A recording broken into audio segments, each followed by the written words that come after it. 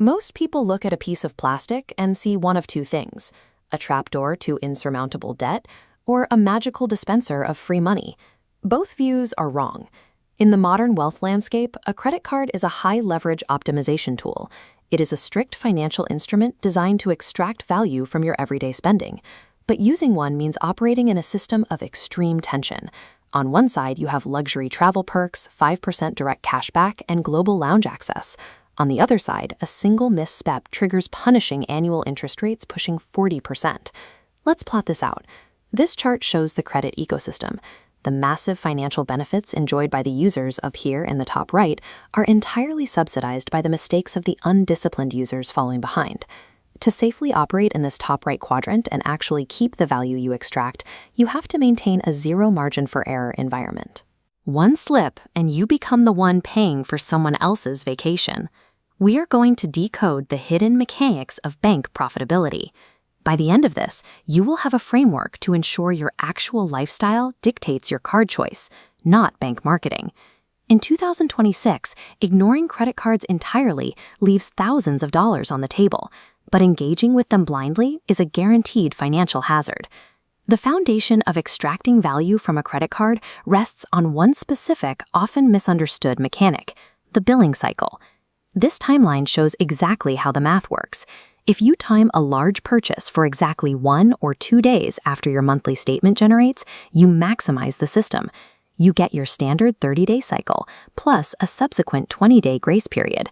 That mathematically extends your payment deadline to nearly 50 days.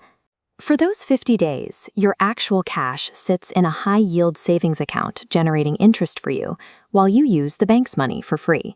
But at the end of this timeline, you face a critical decision point. Your bill arrives showing two numbers: the total amount due and the minimum amount due. Paying only the minimum keeps your account in good standing, but it triggers a hidden consequence. The moment you pay just the minimum, the bank instantly revokes your interest-free grace period. The severity of this penalty cannot be overstated. With the grace period gone, every single purchase you make from that day forward is immediately hit with an annualized percentage rate, or APR, between 36 and 42%. The grace period is a highly conditional flexibility. It is designed specifically to bait unobservant users into a permanent, high-interest debt spiral. This brings us to retail traps, specifically no-cost EMIs. EMI stands for Equated Monthly Installment, a method of paying off a large purchase over time. On the surface, the appeal is obvious. You get to spread out a massive payment over 6 or 12 months without incurring the bank's standard interest charges. This equation breaks down the actual transaction. The retailer supposedly discounts the interest up front, but you are still legally required to pay an 18% goods and services tax, or GST, on that interest component directly to the bank. On top of the tax, banks now attach a mandatory one-time processing fee, usually around 199 rupees plus tax, just to convert the transaction. No cost is a brilliant marketing term.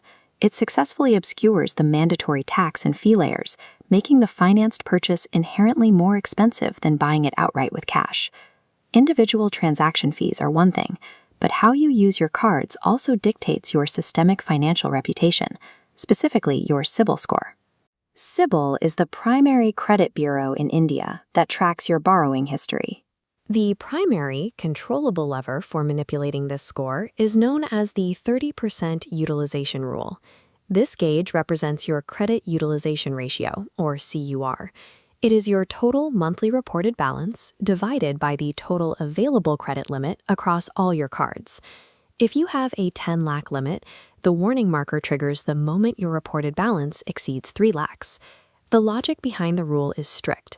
Crossing this 30% threshold signals to lending algorithms that you are credit hungry, indicating potential financial strain. There is a major misconception here. This algorithmic penalty applies even if you diligently pay your balance in full and on time every single month. The algorithm only sees the snapshot reported on your statement date. The countermeasure for high spenders is simple. You must proactively pay down a portion of your balances days before the statement generates. This keeps the officially reported number artificially low. A massive credit limit is not permission to increase your spending. It is a mathematical buffer required to protect and scale your financial reputation.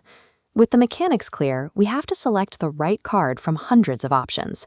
This choice must be based entirely on your real-world behavior, not bank prestige. This matrix breaks down the card personas. First is the cashback optimizer, ideal for consumers who consistently shop online or use delivery apps. The trade-off for cashback cards is strict.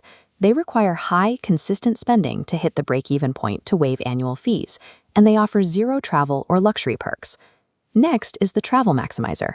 Here, you pay premium annual fees in exchange for a one-to-one conversion of points to air miles, 24/7 global concierge services, and airport lounge access. But there is a critical trap with premium travel cards.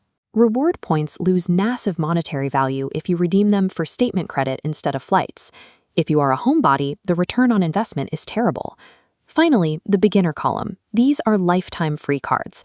They allow you to build a solid credit history without any financial carrying costs or complex points math. Do not fall into the trap of aspirational selection. Paying for a heavy metal travel card is a mistake if your actual daily routine dictates you'd get more value from a free cashback card. A profitable credit card strategy requires aligning the card's specific reward multiplier with your most frequent, organic, and unavoidable expenses. Based on the hidden mechanics we've covered, we arrive at an ultimate binary choice. You need to know if you should engage with this system or absolutely avoid it. This decision tree maps the behaviors. The opt-in profile is the disciplined budgeter. This is someone who tracks their cash flow, always pays the total amount due, and never treats a credit limit as extra income. The opt-out profile applies to individuals with unpredictable income streams, those who struggle with impulse spending, or anyone who views available credit as an emergency fund. For the opt-out group, the stakes are dire. Engaging with credit cards under these conditions will inevitably result in a compounding 40% APR that actively destroys your baseline wealth. The overarching philosophy is clear. Credit cards must be utilized strictly as a short-term liquidity tool. They are never to be used as a long-term loan. Before you even look at a card application, audit your last 3 months of bank statements. Identify exactly where your money goes to find your highest spending category. The bank is not a charity. They are selling you convenience. Discipline is the only barrier separating a bridge to financial luxury from a trap of insurmountable debt.